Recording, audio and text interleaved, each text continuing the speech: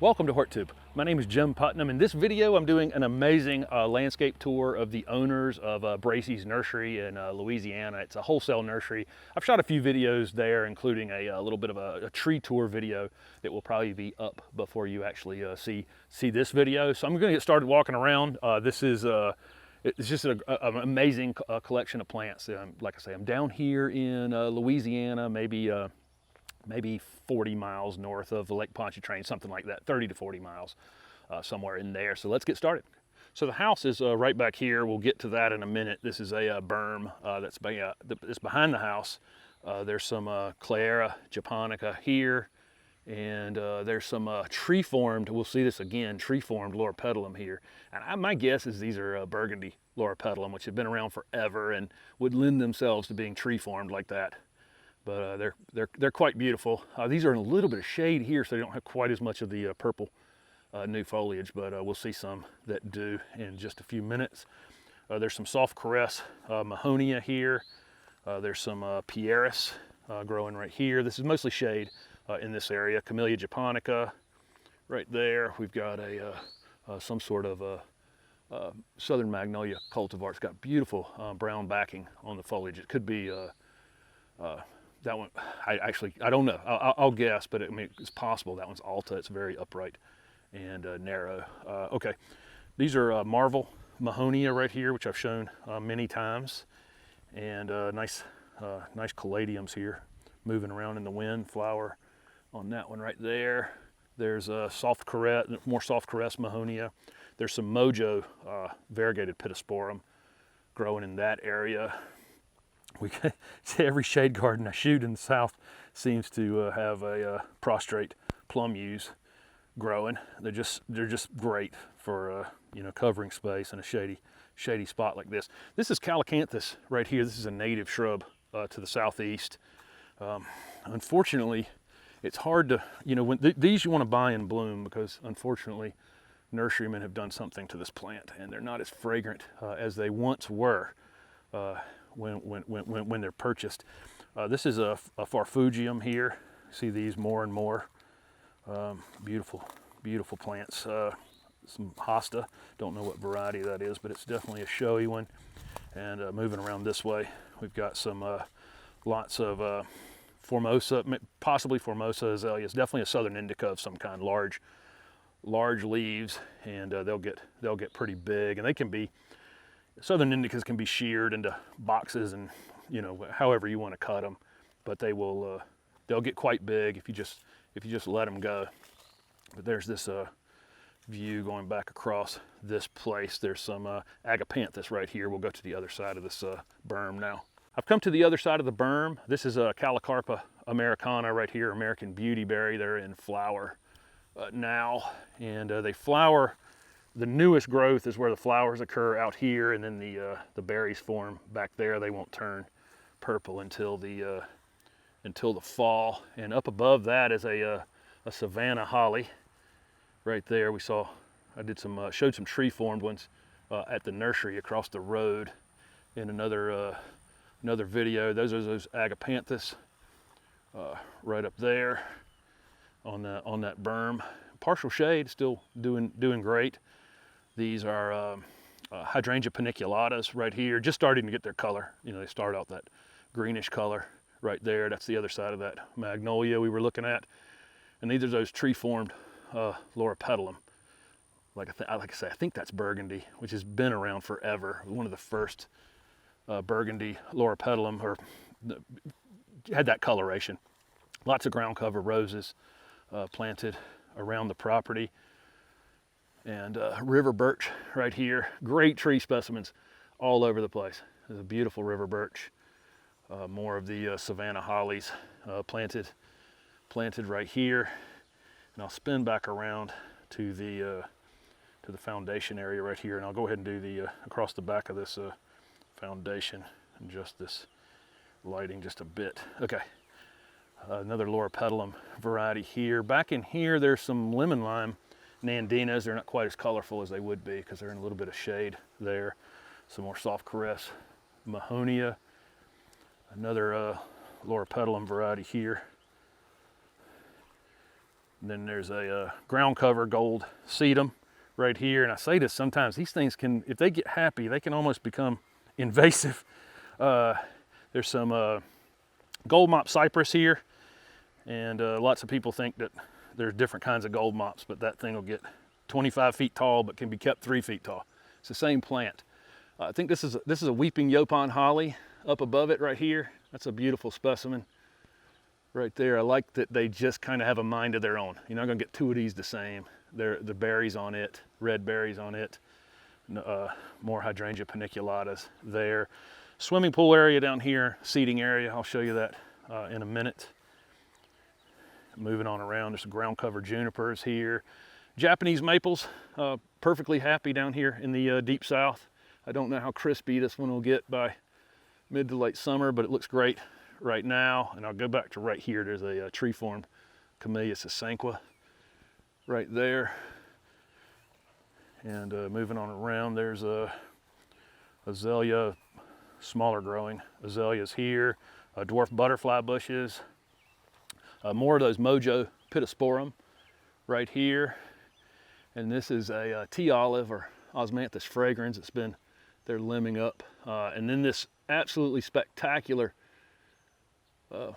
Chinese elm that's growing out of this patio here. I'll give you a closer view of this in a minute, but this tree is really, really beautiful.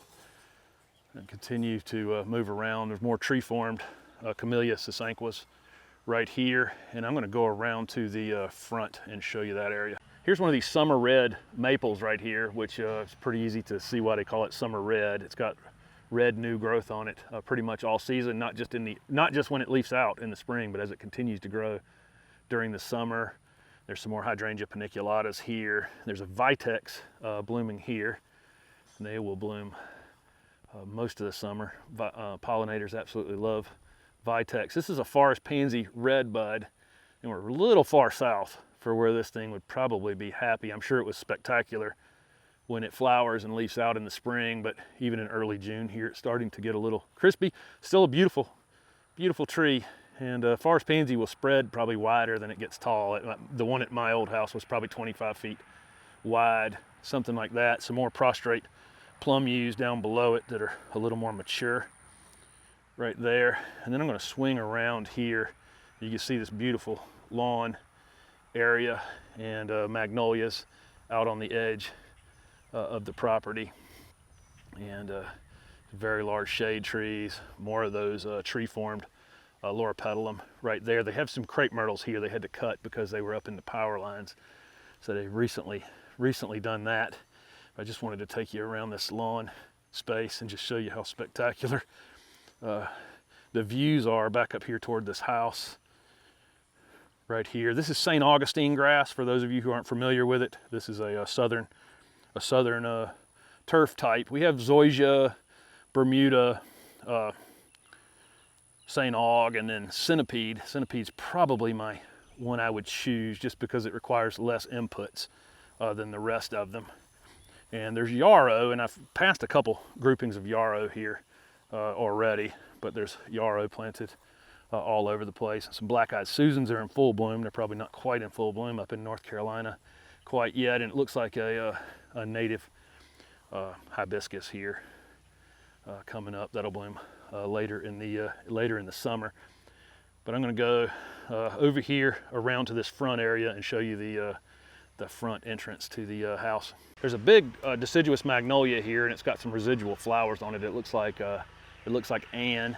There's some podocarpus growing right here on this little house that's down here. This is a pineapple guava. I'm actually taking one of these home. I can't put it in the ground at my house, but I'm going to leave it in a container. But I am going to have one of these at the house now. These are cherry laurels right here. I showed some bright and tight cherry laurels at another house, and my guess is that's what the variety is, but I don't know. But they're beautiful. They're ligustrum-like, but it's just beautiful, beautiful foliage on those. Cutting through here, I'll stop for a second and show you this big magnolia. The sun may play tricks on me. Let me get over here to the shade. You can see the backs of the leaves on this beautiful magnolia. I don't know how tall this one is, maybe 30, a little more feet tall. Some beautiful loropetalum right here, and I think these are more of those savanna hollies that are tree formed right here. This is a Procumbens nana juniper, which has a super tight, compact form, a little slower growing than some of the others, which actually ends up meaning it's actually less maintenance, really. There's some Camellia sasanquas here. Is that ruby? That's probably not ruby. I don't know what variety. I actually don't know what variety this is, but it's a super nice dark green, compact variety for sure. Ruby is similar to that. That October Magic Ruby, I think, would grow like that, but this is probably not it, because these are probably bigger than they would be in the landscape at this point. Let me spin you around here and show you. This is a really nice entry bed here. There's some quince right here that would have bloomed super early in the year down here on the Gulf Coast. And let's see if we can get in here and see this. You can see the fruit right there on the quince. And people have in the past made quince jelly with these, which is quite tasty, but I haven't had it in a long time. These are some Obsession nandinas that have been here for a long time. Great color, great new color on those. And there's some more Hydrangea paniculata sticking up over the top there. Nice roses, viburnum, plicatum right here that still has some flowers on it. Right there. I've got a viburnum video coming, all the viburnums that I shot this spring. I just haven't put it together yet. There's a Rosa Sharon here. And Rosa Sharon just always amazes me. The thing will grow the hottest places in the States and all the way up to Canada. Some nice variegated abelia right here. Not quite sure what this one is. It might be Radiance, actually. And some zebra miscanthus right here. Crepe myrtles up above me. And these are Sioux, which there was one back there that had some flowers on it. Maybe the best medium pink, pure pink crepe myrtles. And they're super upright. A lot of people like the weeping habit, but if you don't have a spot for a weeping crepe myrtle, Sioux is a good one if you don't have the width. These are Gara here in flower, and the pollinators are loving these. There's some salvia right here. Has some other weeping crepe myrtle and magnolia. It looks like Natchez crepe myrtles right there in bloom. And there's a weeping cherry right back here that I think you can see from here. I'm going to go back around to that patio area and show you that. So these are some Globosinana cryptomeria. I've shown these a bunch of times. I always talk about how, they're soft to the touch, but there's my hand reaching up right there. These are probably 8 feet tall at this point. They can be kept much smaller, but plants don't have an off switch. There's some nice Dustilium here and some ornamental peppers here. These azaleas, I've been told, are conversation piece, which has been around for a long time. It's a great variety of azalea. And some more of these ornamental peppers here. Azaleas, here's a tree-formed Hydrangea paniculata right here. And is this a tree-formed Indian hawthorn? And this is a tree-formed Indian hawthorn. I had to go up and take a closer look at it. When I first said it, I didn't. I almost talked myself out of it. But that variety is called Rosa Linda, which is lends itself to being tree-formed and will get quite large in the landscape. Some begonias here, and some vinca planted. Some more of the Obsession nandinas. A nice fountain and some boxwoods. Japanese maple here, weeping variety up against the house, and then here's an upright green variety that does quite well this far south. Spins you back around here. I think this is another Sioux crepe myrtle, and you might be able to pick out the pink flowers on it against that blue sky. I don't know, but again, it's up out of your face. I can walk. You can plant this one close to a sidewalk and walk past it. A nice bench here at the end of this. This low-growing camellia would likely be Shishiga Sherry, I would think. It's the pink ground cover one. Another one of these crepe myrtles. Another one of these loropetalum that have been tree-formed here. And it's a beautiful entry into a pollinator garden right here. Has a fountain in the middle of it. Let me darken this a little bit. We go out back out here in the sun. And just a nice collection of things for the pollinators, some lantana and salvia, and some phlox starting to bloom right there. This is a nice space. All you can hear in this space is a fountain. There's some dwarf mondo grass in between these stones, which we see on many of these tours, and another bench. It looks like some ligustrum recurvifolium right there, kind of creating a wall and kind of trapping all the sound into this space as well. There's another upright Japanese maple as we move out of here into this beautiful pool area and seating area back here, grilling area.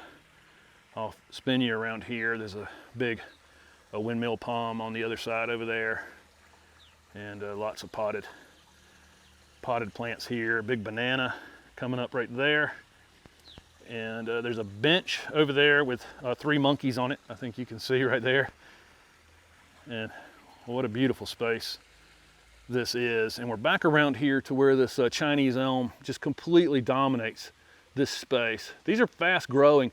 They're a little brittle, and I think down here in the Gulf Coast it's probably okay, but I had experience with these with a little bit of ice one time up in North Carolina, and once they get this kind of spread on them, they can be a little bit brittle. I was able to save the tree, but down here, man, this thing is absolutely spectacular. It completely dominates this seating area up here. We keep shade up here all the time. The owners have all kinds of air plants and bromeliads, and does all of this with it.